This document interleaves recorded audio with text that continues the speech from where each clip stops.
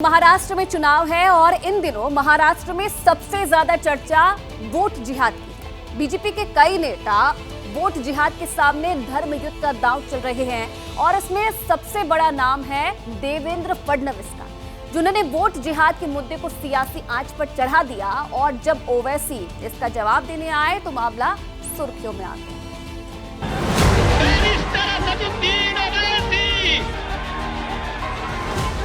लोगों को वोटिंग के लिए बाध्य किया गया और कहा बस एक ही चीज करनी है, मोदी जी को हराना है, ये कहकर एक वोट जिहाद किया गया। अब कह रहे हैं वोट जिहाद होगा। अरे देवेंद्र, तू अयोध्या की सीट तेरी पार्टी हार गई, कौन सा तेरा जिहाद था वहां पे बोल। हम लोग थोड़े सोए हुए थे, इसलिए कई जगहों पर हम लोगों को मात खानी पड़ी, लेकिन अब वोट जिहाद का जवाब वोट के धर्म युद्ध से हमको देना है और अब कोई भी सोएगा नहीं। वो क्या बोले, ये वोट जिहाद, धर्म युद्ध।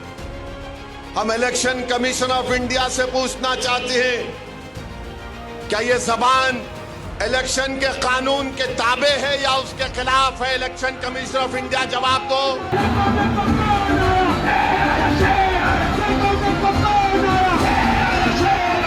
देवेंद्र फडणवीस ने पीएम मोदी के साथ एक रैली साझा की, जिसमें उन्होंने वोट जिहाद को लेकर विपक्षी दलों को ललकारा और पीएम की मौजूदगी में ही कह दिया कि वोट जिहाद के खिलाफ धर्म युद्ध करने का वक्त आ गया है। अरे अण्णा, आता आपली ताकद दाखवून द्या।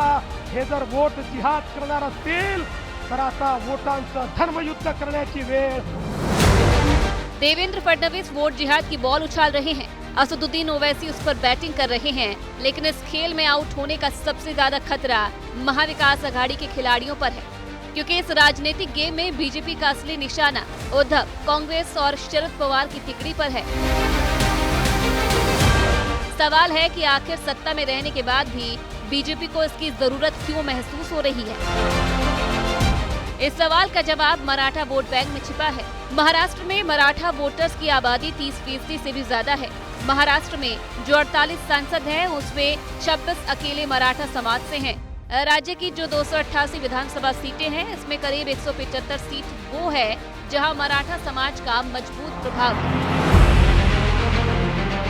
राम मंदिर का मुद्दा तो रहा हो या फिर धारा 370 और तमाम तरह के जिहाद, बीजेपी ने हिंदुत्व के पिच पर मराठों को रिझाने की हमेशा कोशिश की है। ये भी सच है कि इन तमाम मुद्दों का मराठों पर प्रभाव भी पड़ा है, लेकिन मनोज जारंगे पाटिल के मराठा आरक्षण आंदोलन के बाद से महाराष्ट्र में सियासी हालात बदले हैं। मराठा वोटर का एक बड़ा हिस्सा न सिर्फ देवेंद्र फडणवीस से नाराज हुआ है, बल्कि बीजेपी से भी किनारा कर चुका है। और शायद यही वजह है कि बीजेपी एक बार फिर वोट जिहाद और धर्म युद्ध जैसी बातें करते हुए उन्हें रिझाकर दोबारा अपने साथ जोड़ने की कोशिश में लगी है। सिर्फ मराठा वोटर ही नहीं, ओबीसी समाज को भी इन्हीं शब्दों के जरिए रिझाया जा रहा है और पूरे हिंदू समाज को हिंदुत्व की छतरी के नीचे लाने की कोशिश हो रही है, जिस पर महाराष्ट्र की राजनीति में जबरदस्त हलचल है। जो आह्वान कर रहे हैं वोट जिहाद का महाराष्ट्र में, उनको समझना होगा कि महाराष्ट्र की जनता विकास के ठोस मुद्दों पर न सिर्फ चर्चा चाहती है, बल्कि चाहती है कि विकास के ठोस मुद्दों पर ही काम हो। हर चुनाव के अंदर भारतीय जनता पार्टी अलग अलग जिहाद के शब्द करती है और अपने जो गैर राजनीतिक सहयोगी हैं, जिसमें अलग अलग एजेंसीज हैं, ईडी जैसी, उनका इस्तेमाल करती आई है। झारखंड में भी हुआ, इसके पुराने चुनावों में भी हुआ। विरोधी आरोप लगा रहे हैं कि बीजेपी किसी भी कीमत पर वोट जिहाद के मुद्दे को बड़ा बनाना चाहती है ताकि चुनाव में ध्रुवीकरण किया जा सके। इन सब के बीच बीजेपी नेता किरीट सोमैया ने एक नया दावा कर दिया। दावा ये है कि मालेगांव के कोऑपरेटिव बैंक में करीब 200 अकाउंट खोले गए हैं और इन अकाउंट्स में हरियाणा, मध्य प्रदेश, ओडिशा, पश्चिम बंगाल और गुजरात जैसे राज्यों से सिर्फ 4 दिन के अंदर 125 करोड़ रुपए जमा हुए।